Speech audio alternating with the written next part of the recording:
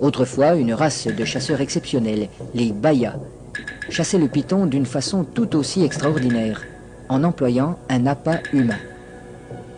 Il arrive que les hommes de Mbao aient eux aussi recours à cette technique. Naina, le chef pisteur, va introduire une jambe dans le terrier et la fera avaler volontairement par le python.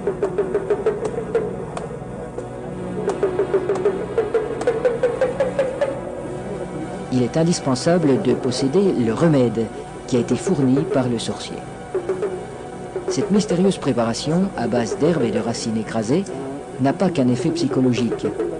Elle a le pouvoir d'attirer le serpent tout en protégeant la jambe du pisteur. Le remède agit encore comme un lubrifiant. En imprégnant un tissu qui entoure la jambe, il facilite sa pénétration dans la gueule du reptile.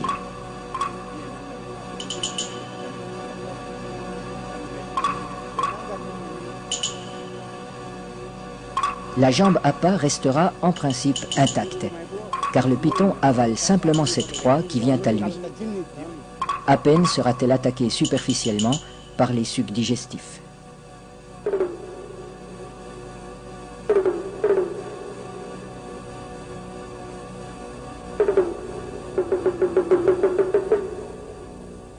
Cette chasse n'est pas sans risque. Un python particulièrement puissant pourrait entraîner l'homme dans son repère. La jambe restée à l'extérieur limite ce danger, mais le pisteur court le risque d'être désarticulé.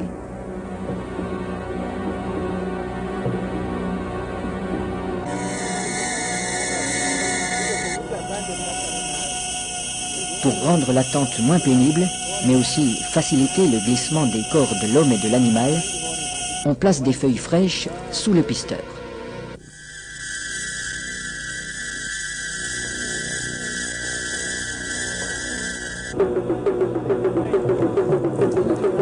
Sa jambe est déjà avalée au-delà du genou quand il commande qu'on le tire en arrière.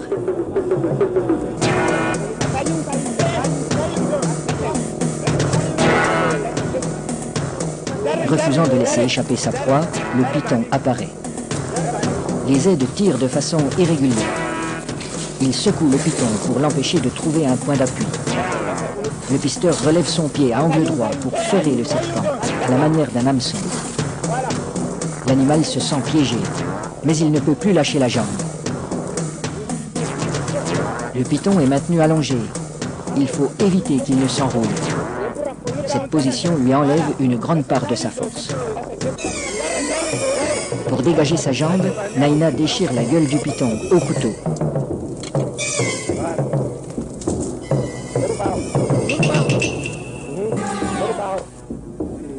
Puis, il lui tranche la tête. Les autres pisteurs relâchent progressivement le serpent. Dans un premier temps, le corps décapité reste inerte. Puis apparaissent des ondulations nerveuses de plus en plus puissantes.